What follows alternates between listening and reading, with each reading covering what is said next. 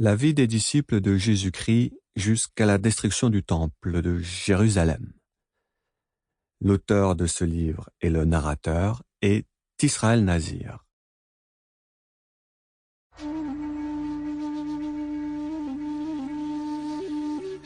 L'évangile de Thomas, après le livre L'âge apostolique. Première partie, des apôtres et des martyrs. Le premier jour de la semaine suivant le sabbat, Marie-Madeleine et Marie-Salomé se rendirent de grand matin au sépulcre taillé dans le roc.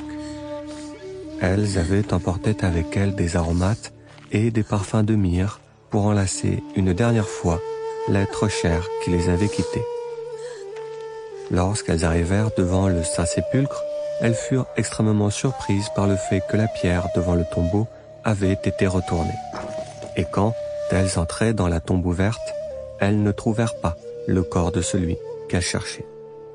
Ce qui les étonnèrent grandement fut que les bandes qui avaient été utilisées pour enrober Jésus étaient éparpillées à terre, tandis que son linceul blanc était plié et posé sur le côté. Les femmes mirent au fort, coururent alors annoncer à Simon-Pierre et à Jean ce qu'elles pressentaient et ce qu'elles avaient vu. En ces jours, et durant les semaines qui suivirent, les rumeurs les plus folles tourbillonnèrent au-dessus de Jérusalem, et elles s'envolèrent vers les rivages de Tibériade, en Galilée. Les uns racontaient que les Sadducéens avaient emporté le corps de Jésus pour le faire disparaître. Les autres racontaient avoir entendu de la part des disciples que Jésus était ressuscité d'entre les morts, qu'il l'avait vu et même touché dans son fief de Galilée. Les Sadducéens, qui avaient pensé par leur infamie briser la grande alliance, se retrouvaient désormais hantés dans les nuits par la figure mystique de Jésus rôdant sur la terre. Les disciples, à l'inverse, grandissaient en foi et en prestige, et ils s'affirmaient en public comme les représentants de la nouvelle alliance sainte et éternelle. Ils disaient aux Juifs qui s'assemblaient autour d'eux sous les portiques de l'esplanade du temple que Jésus était devenu pour eux le roi juste qui les conduirait pour toujours. La noblesse de sa mort démontre la justesse de son gouvernement. Grâce à son sacrifice, il n'y eut pas de mort. Sa parole est source de vie, et elle restera vivante au travers de nous. Il a fait descendre sur nous l'Esprit Saint, et nous continuerons à le suivre. Selon les actes des apôtres, en ces jours-là, Pierre se leva au milieu des frères, et le nombre des personnes réunies était d'environ 120.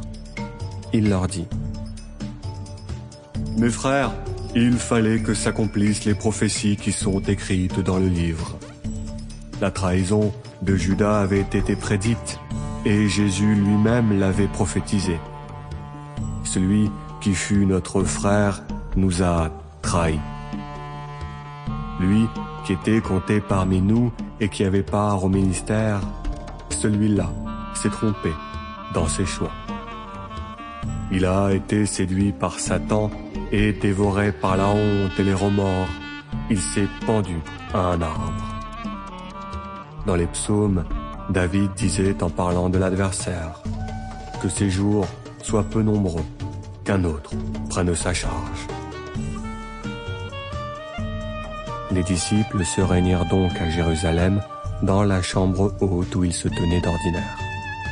Les 11 disciples étaient Simon surnommé Pierre, Jean et Jacques les fils de Zébédée, André le frère de Pierre, Philippe l'ancien disciple de Jean le Baptiste, Thomas le Didyme, Barthélemy surnommé Nathanaël, Matthieu le Lévi, Jacques le Juste, Simon le Zélote et Jude surnommé Thaddée.